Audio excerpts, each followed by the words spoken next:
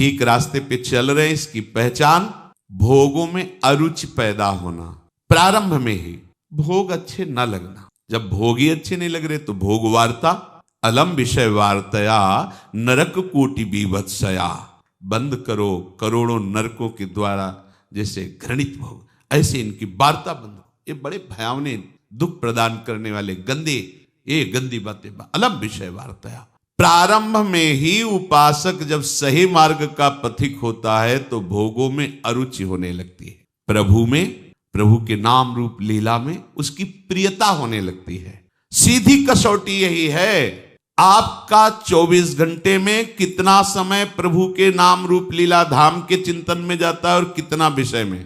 आंतरिक बात है, आंतरिक। ये मन में देखें, मन में हमारी वृत्ति यदि विषयों की ओर अधिक बढ़ रही है, विषय चिंतन बढ़ रहा है, तो समझना चाहिए कि बाहरी कुछ भी है पर अंदर से हम विषय की तरफ जा रहे हैं, प्रभु की तरफ नहीं। चाहे आप रहने के स्थान में भले किसी प्रसिद्ध मंदिर में रह रहे हो, साक्षात सत्संग भवन में रह रहे हो, या भगवान के किसी पवित्र धाम में रह रहे हो, पर आपके अंदर के भवन का जो वातावरण ठीक नहीं है तो बात नहीं बनी है। तुम्हें अपने भवन में सोहनी पोछा लगाना है, इसे साफ करो, अपने हृदय की मलिनता को दूर करो, इस कूड़ा करकट को बाहर निकाल फेंको। अंदर तुम्हें झाड़ू लगा करके, पोछा लगा करके पवित्र करना है, क्योंकि इस हृदय मंदिर में यदि भगवती स्मृति नहीं हुई, भगवत चिंतन नहीं हुआ, ये सब कूड़ा करकट विषय चिंतन है, तो यहां जो वर्णन कर रहे कि आप भले किसी प्रसिद्ध मंदिर में ही रात दिन रह रहे हैं, सत्संग भवन में रह रहे हैं या भगवान के धाम में रह रहे हैं, आपका मार्ग ठीक नहीं है। जैसे कोई कहे वृंदावन धाम की इतनी महिमा है, और आप यहाँ ऐसी बात करें, दूसरा कोई बोले तो बोले, आप तो समझो धाम की क्या महिमा है। तो धाम का प्रभाव क्या है? भजन गहे फिरे बाह, वृंदावन बस के इतनो बड़ो सयान, जुगल चरण के भजन बिन निमिष न दीजे जान। वृंदावन इह विधि बसे तज के सब अभिमान, तृणते नीचो आपको जाने सोई जान। भजन, यहाँ इस विशेष महिमा है कि यहाँ भजन के परमाणु हैं। आपको भजन करने में ज्यादा परेशानी नहीं पड़ेगी, बड़ा सहयोग मिलेगा। पर भजन ना हो तो करोगे क्या? विषय चिंतन, विषय क्रीड़ा। तो विषय क्रीड़ा का धाम थोड़ी है, ये तो प्रिया प्रीतम की नित्य प्रेम लीला स्थली है। फिर तो भारी अपराध बनेगा। तुम्हारे पास कम समय है, ज्यादा विचार करने का समय नहीं कि क्या करूं क्या ना करूं। राग द्वेष युक्त पुरुष यदि कहीं भी रहेगा तो राग द्वेष ही फैलाएगा। एक एक वृत्ति अंदर से दूर करो। कुछ राग द्वेष युक्त शास्त्र स्वाध्याय करके उपदेशक बन जाते हैं, अपने हृदय के राग द्वेष को दूर नहीं कर पाते, तो उनके उपदेशों में पाया जाता है वो शैव और वैष्णव इसी पक्ष को लेकर एक दूसरे की निंदा करते हैं, उपासकों की उपासना की निंदा करते, किसी एक का पक्ष लेके दूसरे को नीचा दिखाना, ऐसे इसी में जीवन वो अपना सार्थक समझते हैं। उपासक को इन सब पचड़ों में नहीं फंसना, अपने मन को इस कसौटी पर कसते रहना है कि आराध्य देव की ओर आपकी कितनी अधिक से अधिक वृत्तियां जा रही है। यदि भोगों की ओर से मुख नहीं मोड़ोगे तो अभी चलना ही प्रारंभ नहीं किया, लक्ष्य की प्राप्ति कैसे होगी? अपने जीवन को प्रभु के सन्मुख कर लेने का मतलब है अंतर की एक एक वृत्ति से प्रभु का निरंतर चिंतन होना। तभी तो कह रहे अकल्मषम, निष्पाप हो जाता। जिसने अंदर की वृत्ति को प्रभु के चिंतन में नहीं लगाया और बाहर से बड़ी मेहनत वाली सब अंदर से विषय चिंतन, तो कह रहे ये ऐसा ही हुआ जैसे कई लोग भांग छान करके नौका विहार करने के लिए नाव में बैठे विश्राम घाट में और खेना प्रारंभ किया, भुजाएं तक थक गई, पसीना से लथपथ हो गए, किनारा नहीं आया। आपस में विचार करने लगे कि किनारा क्यों नहीं आया। परिश्रम तो बहुत कर रहे हैं, समय बहुत लगा, लेकिन राह तो पूरी नहीं हुई, अभी किनारा ही नहीं आया। तो उतर करके उसको सावधानी पूर्वक जांच की तो बोले यार खूंटा से नाव खोलना ही भूल गए, क्योंकि भांग के नशे में थे। खूंटा से नाव खोलना ही भूल गए और पूरा का पूरा श्रम लगा दिया। बस ऐसी ही कुछ हमारी दशा हो जाती है जब हम अहमता ममता शरीर में लेकर, शरीर संबंधियों में लेकर, भोगों में लेकर के इस मार्ग पर चलते हैं। बहुत दौड़ लगाई और कितने 50 वर्ष, लेकिन हो कहां? बोले एक कदम आगे नहीं है। क्यों? बोले खूंटा से ही नाव नहीं। एक अहमता ममता ये जग में है दुखदाई, ये जब श्री जी की ओर लगे तो होत परम सुखदाई। तात मात सुत दार देह में मति अर्जय मति मंदा, हित किशोर को है चकोर तू लख वृंदावन चंदा। खूंटे से नाव ही नहीं। और वह 50 वर्ष की साधना, हाँ माना वो उसकी बाद में थक गई, खेते खेते पसीना आ गया, लेकिन एक कदम भी आगे नहीं बढ़े। क्यों? अहमता ममता का परिवर्तन नहीं किया। सुख का केंद्र संसार ही माना। भले साधन परमार्थिक दिखाई दे रहा है, लेकिन साध्य विषय चिंतन है, विषय भोग है, संसार है। एक कदम भी आप नहीं चले परमार्थ पे, चाहे जितना समय व्यतीत कर दिए हो। इसलिए यहां अवस्था को नमस्कार नहीं किया जाता, यहां स्थिति को नमस्कार किया जाता है। 16 वर्ष की अवस्था है और हजारों वर्ष की अवस्था वाले महात्मा खड़े होकर नमस्कार करते हैं भगवान सुखदेव जी को। स्थिति गुरुदेव नारद जी अपने शिष्य 5 वर्ष के भक्त प्रहलाद जी की यश का गान कर रहे हैं, ध्रुव जी के यश का गान कर रहे हैं। अवस्था 5 वर्ष की, स्थिति महापुरुषों की, तो नारद जी गुरुदेव अपने शिष्य के यश का गान कर रहे हैं। अपना अधिकार, अपनी रुचि अपने आराध्य देव में, विषयों में अधिकार नहीं, विषयों में रुचि नहीं।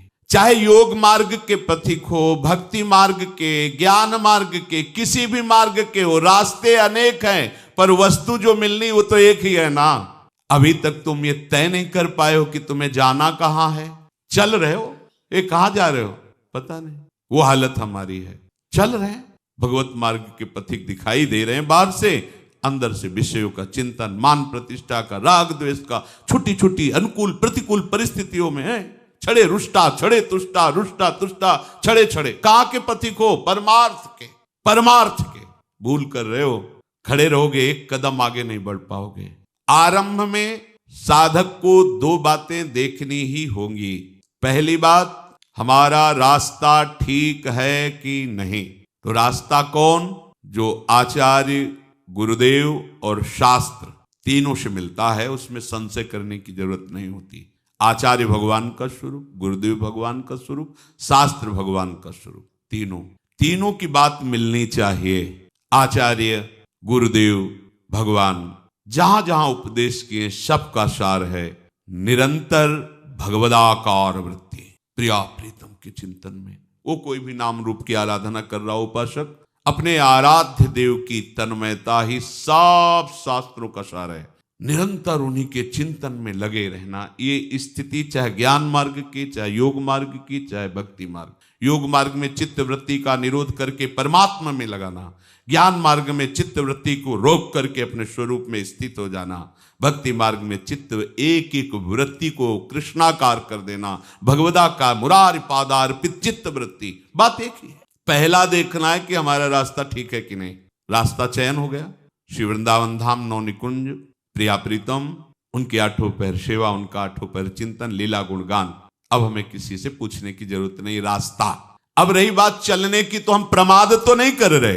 2 बातें आवश्यक हैं सबको अपने जीवन में देख। आपका रास्ता तय हो गया, यदि लक्ष्य आपने चयन कर लिया, चाल बड़े धीमी हो।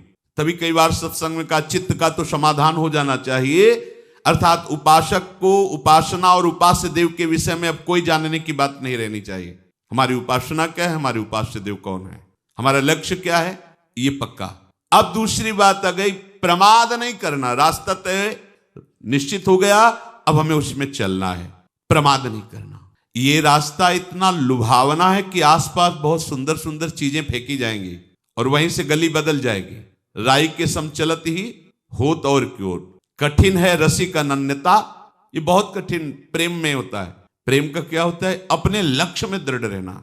अगर थोड़ा भी लुभायमान किसी से भी हो गए तो हम जान नहीं पाएंगे, कदम तो चल ही रहे, दूसरा मार्ग आ जाएगा। राई के समचलती होत और क्यों।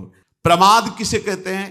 करने योग्य कार्य को न करना और न करने योग्य कार्य को करना, इसका नाम है प्रमाद। उपासक के जीवन में प्रमाद की गुंजाइश नहीं होनी चाहिए। ना करने योग्य को कभी नहीं करेंगे, करने योग्य को छोड़ेंगे नहीं। चाहे जैसी परिस्थिति हो, दोनों में, चाहे जैसी प्राण चले जाए पर जो नहीं करना है वो नहीं करना है, चाहे प्राण चले जाए जो करना है वो करना है। देखो ऐसा, तब प्रमाद आपको घेरेगा नहीं, नहीं तो प्रमाद घेर लेता है, पक्का प्रमाद घेर लेता है। प्रमादी उपासक नहीं हो सकता, प्रमादी भगवत मार्ग का पथिक नहीं हो सकता। दोनों बातें हैं, समझो। जो प्रमादी है वो भगवत मार्ग का पथिक नहीं हो सकता, जो भगवत मार्ग का पथिक है वो प्रमादी नहीं हो सकता। ये मार्ग ऐसा है कि ऐसे ऐसे बुरे लोग भेजे जाएंगे आपके पास कि वो आपको अपना परम हितैषी और मित्र अपने को अनुभव कराएंगे और आपको घसीट करके विपरीत मार्ग में खड़ा करके छोड़ के चल देंगे। सावधान, पहले से बताया जाता है कि इस मार्ग में ठग हैं, चोर हैं, आसपास से। आप अगर मार्ग से नहीं हटे तो आपको नहीं ले जा पाएंगे, पर ये ऐसे हैं कि अपना बड़ा प्रेम दिखाएंगे, आपको ऐसा लगेगा बड़े सुख प्रदान करने वाले हितैषी हैं, और जे ही आप उनकी तरफ देखे तो आपको पता नहीं चलेगा, आपको लगेगा मार्ग में चल रहे हैं, नहीं, वो बातचीत करते हुए आपका मार्ग बदला दिए, आप अलग हो गए। प्रभु की ओर बढ़ने वाला उपासक सावधान रहे। जो भगवद आश्रयी होता है उसको यद्यपि कोई भ्रष्ट नहीं कर सकता, पर सावधान रहे। साधन खूब करना है पर भरोसा साधन का नहीं रखना है, भरोसा प्रभु का रखना है। जैसे आप पूछेंगे कि इसका भाव क्या है, साधन खूब करना है, सदाचार से रहो, ब्रह्मचर्य से रहो, सत्य बोलो, किसी की हिंसा मत करो, पवित्र, बड़े ये सब साधन के अंतर्गत आता है, पर हमें भरोसा इनका नहीं है, भरोसा हमें प्रियाजू का है।